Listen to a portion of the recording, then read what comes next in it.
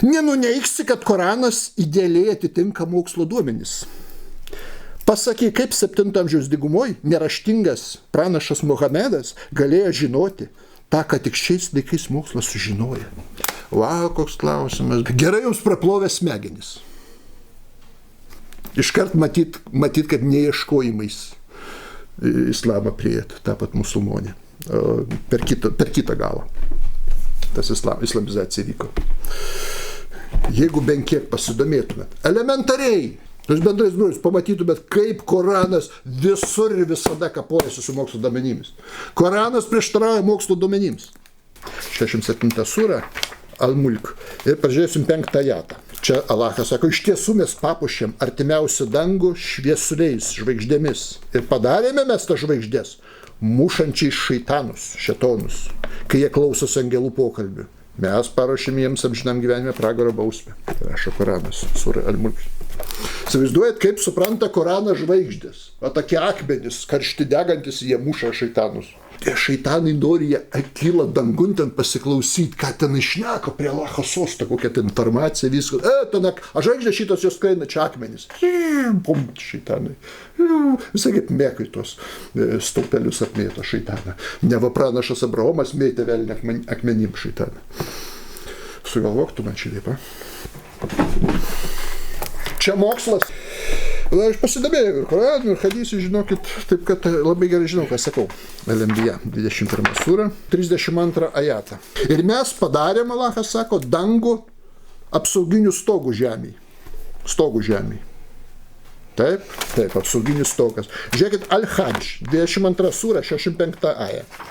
Laivai plaukė pagal jo valią. Jis, Alachas, laiko dangų, kad jis nenukristų ant žemės. Nebent nukristų jam leidus. Dangus griūna, girdėjo tokią pasaką, yra mažiem vaikam.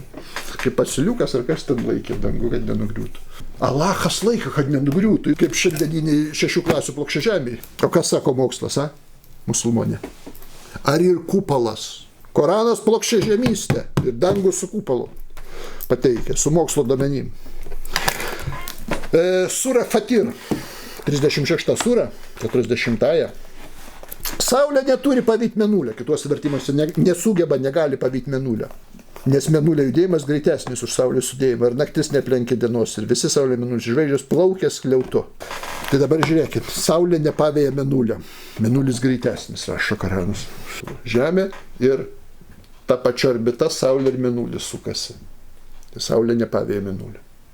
O ką sako astronomija? Ar žinai, kad saulė ir mėnulis juda skirtingomis orbitomis ir net skirtingose sistemose judėjimo? Mokslas ir Koranas. 78 sūra, An-Naba, paskaitykim. 6-7 eilutė. Ar mes nepadarėm žemės paviršiaus ložę, o kalnus atramomis, kad žemės paviršius nejudėtų? Tai pasidomėkit daugiau, nugana ant to kalno sėdėti. Pasidomėkit, kas sako mokslas apie tokius dalykus. Geologija ir plokščių tektonika sako visiškai priešingai. Būtent šitose zonose kalbų yra tektoninių plokščių sandaros. Ir ten tose zonose vyksta patys stipriausi ir patys dažniausi žemės drebėjimai. Būtent mokslas teigia, kad kalnai kaip tik nestabilizuoja žemės plutos. O Koranas rašo priešingai. Tai tas mokslas čia visoks, aš nesidomiu, aš alimų klausau savo, beganską. Korano moksliškumą paneigia mokslas. Jums sūra Al-Hidža, 15 sūra, taip? Tai bus 26. Iš tiesų, mes jau sukūrėm žmogų, Adomą, tai ką jam, iš sauso skambančio molio, kuris tapo tokiu mūsų valia iš drėgno ir pasikeičiančio spalvą ir kvapų molio. Sumaišė sausą molį su šlapiu ir nulipdė Adomą, pirmą žmogų. Čia kaip su mokslu? Mokslas sako, kad žmonės atsirado biologinės evoliucijos procese iš primatų, aukštesniųjų gyvūnų. Ir evoliucijos teorija šiandien laikoma moksliniu faktu, nebejojama. Ją pagrindžia ir genetika, ir antropologija. Mesgi turim 99% bendrų genų su šimpanzė, 98% su gorila, 97% su orangutangu. Taip. O Koraną iš molio nulipdė, skambantį molį, sausą tokį sudžiavintą gerai šlapę drėgnai, suminkė, taip ir Adomas gavosi.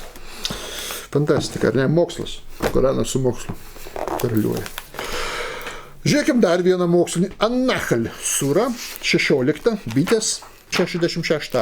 Dar vienas moksliškas teiginys Korano. Iš tiesų jums, jūsų galvijose, vienareikšmiškai yra pamokymai. Mes duodame gerti tai, kas susidaro jų skrandžiuose, perdirbto maisto, išmatų turinio ir kraujo. Gryno pieno duoda malonaus gerti. Taigi grynas pienas susidaro tarp skrandė esančių išmatų ir kraujo. Šiaip tai biologija sako, kad pas gyvūnus pieno liaukose pienas gaminasi, o ne tarp išmatų ir skrandžio. Mokslas, Korano mokslas. Eikit jūs. Alahulių. Žiūrėkim dar vienas. Azariat sura, 51 sura. Tai bus 49 aja. Iš kiekvieno dalyko, mes sukūrėm porą, kad jūs prisimintumėt pamokymą kalbą. Iš kiekvieno gyvo dalyko mes sukūrėm, kad jūs prisimintumėt pamokymą. Visos gyvos būtybės porom sukurtos yra. O ir neteisingai. Biologija sako priešingai. Yra organizmų, kurie dauginasi nelytiniu būdu, kurie porų neturi. Visai eilė kirmėlių, amebos, bakterijos, grybai. Netgi tam tikri driežai yra vienalyčiai. O ir ne visi. Nežinojo Mahometas, tu nežinojo, parašė. Mokslas įrodo. Aha, Koraną. Taip, kurgi ne? Tuoj. Paimkim dar surą 13. Arad sura, 3 aja. Ir jis Alachas yra tas, kuris išskleidė žemę ir pastatė ant jos stabilius kalnus ir upes ir sukūrė visokių rūšių vaisių poromis, vyriška ir moteriška. Visi vaisiai irgi yra poromis, sukurti porų, vyriška ir moteriška. O ir ne, botanikas sako, daugybė augalų yra vadinami savidulkiai. Jie neporiniai augalai, taip, belyčiai. Arba dauginasi vegetatyviniu būdu. Pavyzdžiui, kai kurios paparčių rūšis, bananai, tam tikri dumbliai. Dabar rinkim surą šviesa, Anur, 24 surą, 43 ajatą. Argi nematei, o pranašė Muhamedai, kad tik Allahas savo galia varo debesis kur nori. Tada sujungia juos, tada paverčia juos debesų krūva. Ir tu matai iš debesų tarpų išlendančius lietaus lašus. Ir jis nuleidžia iš dangaus kalnų, čia paaiškinimą įdeda versdamas musulmonai kaip kalnų. Originalė nėra. Iš danguje esančių kalnų, kuriuose slypi kruša ir smogia, į ką nori. Taigi sako, kad kruša iš danguje esančių kalnų krenta. Šios tuo tarpu meteorologija sako, kad kruša dėl stiprių kylančio oro srovių ir šalčio susiformuoja. Ir danguje nėra jokių kalnų, sako mokslas. Ar ne? Sura Fuzilet, 41 sura, nuo 9 iki 12 ajos paskaitykim. Čia dabar geras, žiūrėkit. Čia pamatysit, kad žemė sukurta pirma kosmoso, pirma dangaus.